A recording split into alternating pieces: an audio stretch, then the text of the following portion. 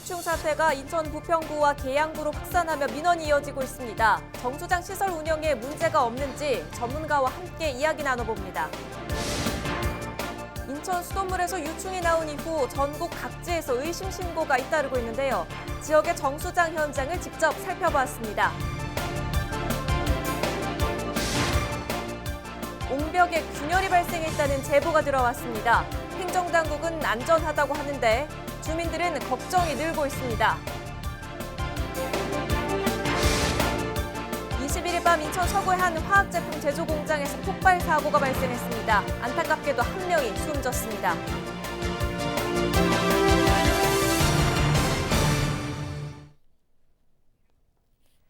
여러분 안녕하십니까? 헬로티비 뉴스입니다.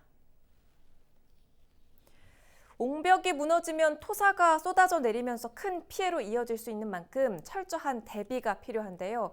옹벽에 균열이 발생했다는 제보가 들어왔습니다. 계양구가 옹벽 위에서 공사를 한 뒤 균열이 발생했다는 내용인데요. 민원25 김진재 기자입니다.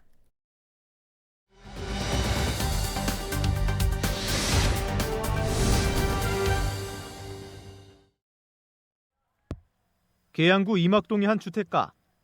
빌라 건물 바로 옆에 토사물이 내려오는 것을 막기 위한 옹벽이 설치돼 있습니다. 그런데 튼튼해야 할 옹벽 곳곳에 균열이 보입니다. 더군다나 이곳은 산사태 취약 지역이기 때문에 비가 많이 올 경우 토사와 함께 옹벽이 무너져 내릴 위험성이 높습니다. 주민들은 비가 많이 올 때면 옹벽에 생긴 균열을 따라 물이 흘러나온다며 안전을 걱정하고 있습니다. 겁나지요. 이게 무너지면 어떻게 되나 싶어가지고 겁나지요. 이거 무너지면 집들 그냥 가는 거잖아요. 산사태 나는 거 보셨잖아요. 그런데 겁나죠. 네, 옹벽 위에 올라와 봤는데요. 옹벽 위에는 이렇게 산에서 내려오는 물이 흐를 수 있도록 배수로가 나 있습니다. 이 배수로가 두 곳이 나 있는데 이 두 개의 배수로를 따라 흘러내려온 물은 이곳에 고였다가 흐르게 됩니다. 현재는 지금 물이 고여 있는 상황입니다. 주민들은 지난해 계양구가 배수로 공사를 한 이후 옹벽에 균열이 생겼다고 이야기합니다. 공사하기 전에 저희가 직원들하고 얘기를 했어요. 구청에 신고해서. 근데 여기 그때 금이 없었어요. 밖에. 근데 이 공사를 하고 나서 저 밖에 금이가 있어요. 안전하고 무슨 일 있으면 책임진다고 그랬어요. 계양구는 지난해 6월 사방 사업의 일환으로 해당 지역에 배수로 공사를 진행했습니다. 지난 16일까지 지역 내 옹벽을 점검한 계양구 안전총괄과는 점검 결과 특별히 이상이 있는 곳은 없었다고 밝혔습니다. 지난해 배수로를 설치한 공원녹지과는 이 같은 내용을 인지하지 못하고 있었다며 현장을 점검한 뒤에 필요한 조치를 취하겠다고 약속했습니다. 기상청은 이번 장마가 다음 주까지 이어질 것으로 전망하고 있습니다. 주민들은 이번 비 소식에 혹여나 옹벽이 무너질까 불안에 떨고 있습니다. 헬로티비 뉴스 김진재입니다. 인천 수돗물에서 유충이 나온 이후 전국 각지에서 의심 신고가 잇따르고 있습니다. 우리 동네 수돗물은 안전한지 시민 불안감도 커지고 있는데요. 이세진 기자가 우리 지역 정수장을 찾아 직접 확인해봤습니다.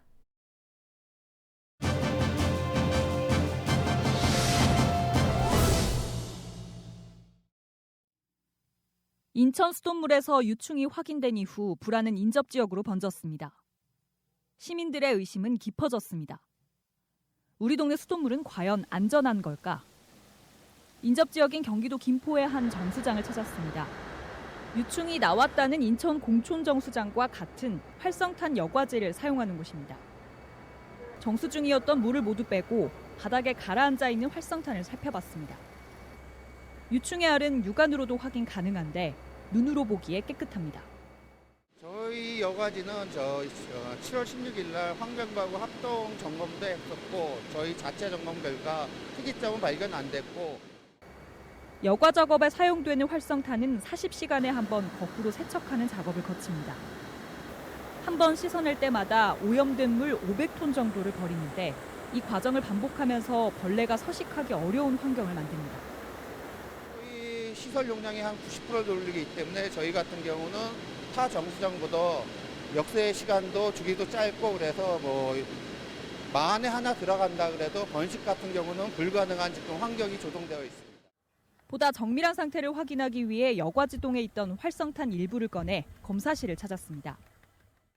수질검사실에서는 정수가 되기 전 물이 각 침전지에서 어떤 상태인지 실시간으로 확인할 수가 있는데요. 제 지금 뒤에 있는 이 물이 각 가정으로 공급되기 직전의 수돗물인데 필터를 통해서 깨끗한지 이물질은 없는지 확인하고 있습니다. 검사실에서는 수돗물뿐 아니라 활성탄의 상태도 확인할 수 있는데 건조한 활성탄을 자세히 들여다봤습니다. 지금 수분 건조해서 저희가 현미경으로 관찰한 결과 활성탄에는 크게 이상이 없는 것으로 주변에 아무것도 보이지 않고 깨끗하게 활성탄만 보이고 있습니다. 여러 요인을 살펴봤을 때 김포 고촌정수장에서 유충이 나올 가능성은 희박하다는 게 김포 상하수도 사업소 측의 설명.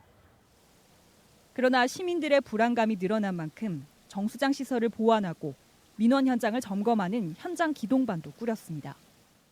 사전 예방책으로 정수지라든가 배수지 이런 데에 유충이 들어갈 수 있는 그 환기구에 이중망 세부 방충망을 추가로 설치했습니다. 식수로 활용할 수 있도록 더 깨끗한 물 공급을 위해서 지금 비상근무 체제라든가 이런 것을 더 강화해 나가고 있습니다. 사업소 측은 유충 관련 의심 신고는 여러 건 있었으나 과일이나 채소를 씻는 과정에서 나온 벌레를 수돗물에서 나온 것으로 오인한 경우였다고 설명했습니다. 다만 정수장에서 문제가 없는 수돗물을 보내더라도 공동주택이나 각 가정에서 저수조와 배수관을 제대로 관리하지 않았을 경우 벌레가 유입될 가능성이 있기 때문에 주의해달라고 당부했습니다. 헬로티비 뉴스 이세진입니다.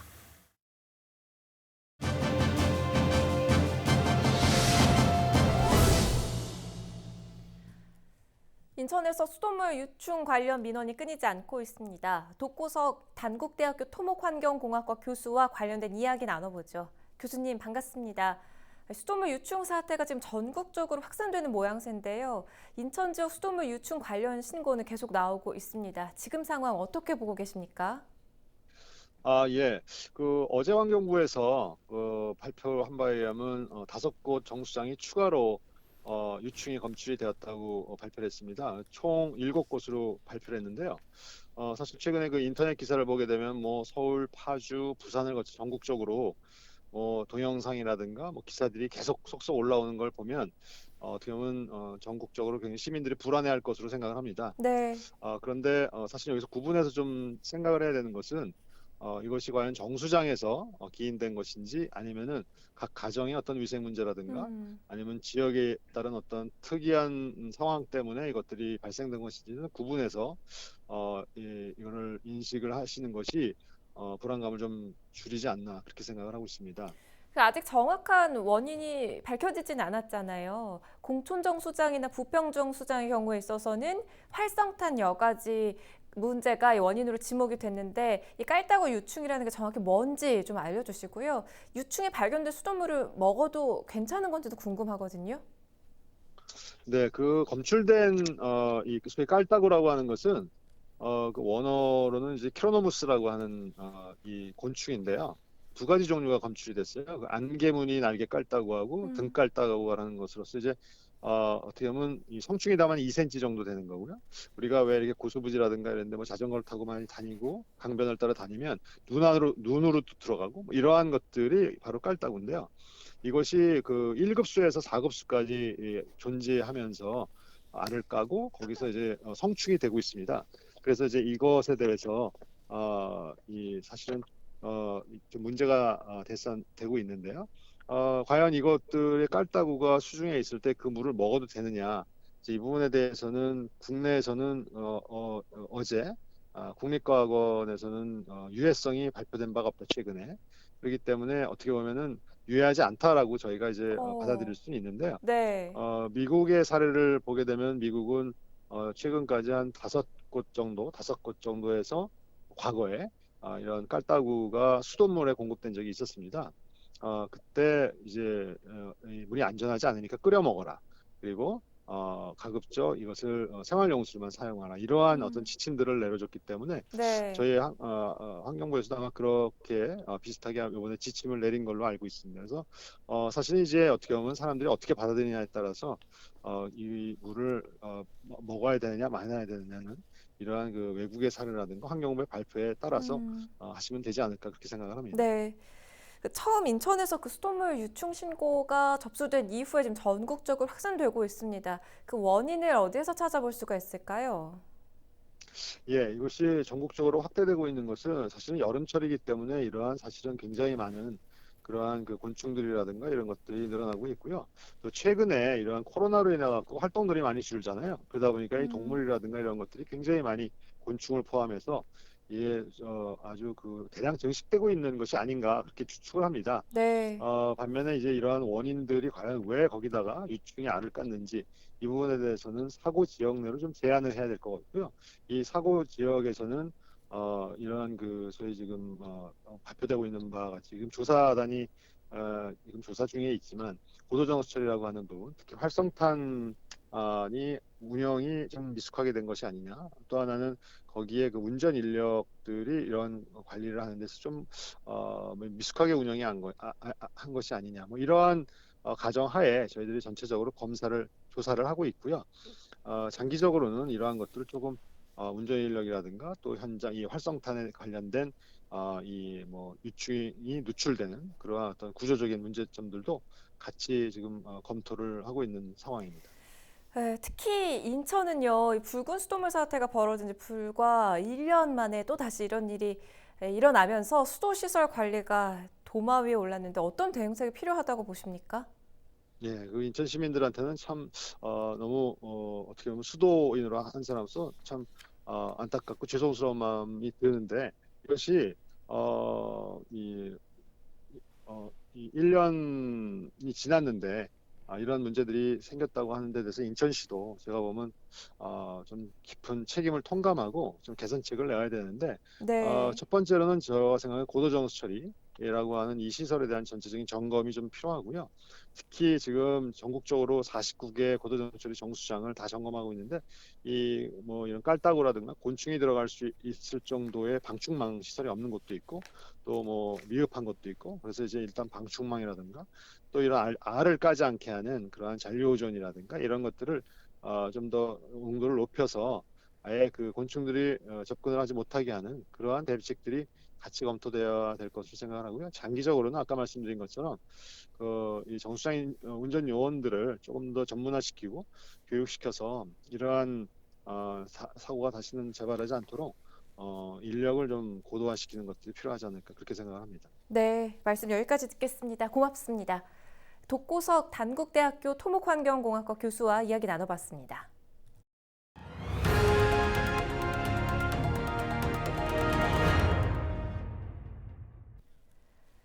부천 지역 화폐 부천페이가 20일 기준 사용액 1,000억 원을 돌파했습니다. 부천시는 올해 부천페이 사용액이 지난 1월 43억에서 시작해 5월 559억 원, 이달 중순에는 1,000억 원을 돌파했다고 밝혔습니다. 부천페이 구매 내역을 분석한 결과 일반 음식점과 편의점, 식료품점에서 가장 많이 사용되는 것으로 나타났습니다. 또 토요일 저녁 6시에서 8시까지의 사용이 가장 활발했고 연령별로는 40대가 가장 많이 사용하는 것으로 집계됐습니다. 인천시 코로나19 방역당국이 2차 대유행에 대비하기 위해 가천대학교 길병원에서 중환자 간호인력 역량 교육을 마련했습니다. 이 교육에는 인천의료원 간호사 34명이 참여하는데요. 9월 25일까지 최대 4주간 길병원 중환자실과 응급실에서 에크모 교육 등 이론과 실습 교육을 받습니다. 인천시는 코로나19 고령 신규 확진자가 증가할 경우 의료 인력이 부족할 수 있다는 예측에 따라 의료 인력 확보 방안을 준비하고 있습니다. 21일 밤 8시 50분쯤 인천 서구의 한 화학제품 제조 공장에서 폭발 사고가 발생했습니다. 이 사고로 근로자 1명이 숨지고 7명이 다쳐 병원으로 옮겨졌습니다. 또 공장 일부 벽면이 붕괴되는 등 피해가 발생했지만 추가 화재는 없었습니다. 소방당국은 과산화수소 등의 화학물질을 탱크로리에 옮겨 싣다 폭발이 난 것으로 보고 현장 감식을 통해 정확한 사고 원인을 조사할 방침입니다.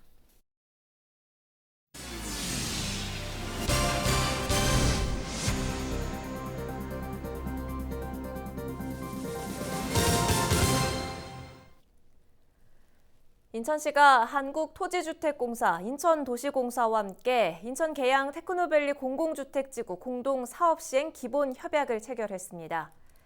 세 기관은 협약을 통해 계양 신도시 조성사업에 참여하는 기관별 참여 지분을 LH공사 80%, 인천도시공사 20%로 확정했습니다. 인천시는 이번 사업에서 인허가 등 업무 지원을 맡게 됩니다.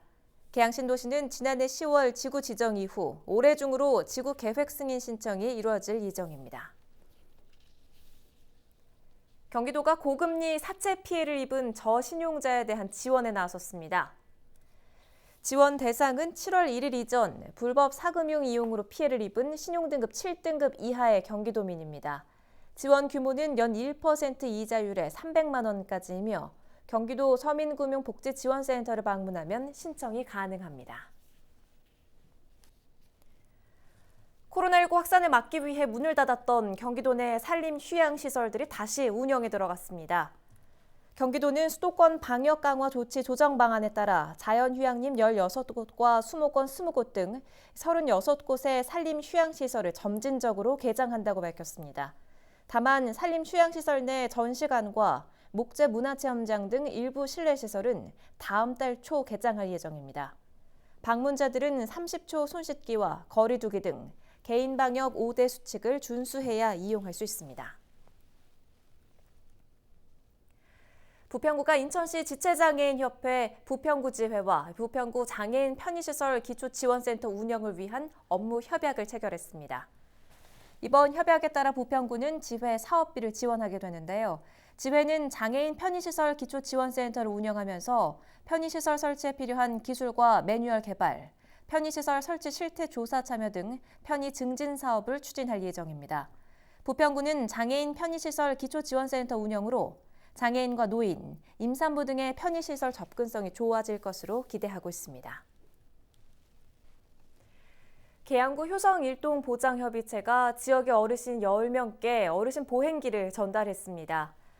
효성일동보장협의체는 거동이 불편하고 경제적인 어려움을 겪는 지역 어르신들을 위해 어르신 보행기 지원 사업을 진행하고 있는데요.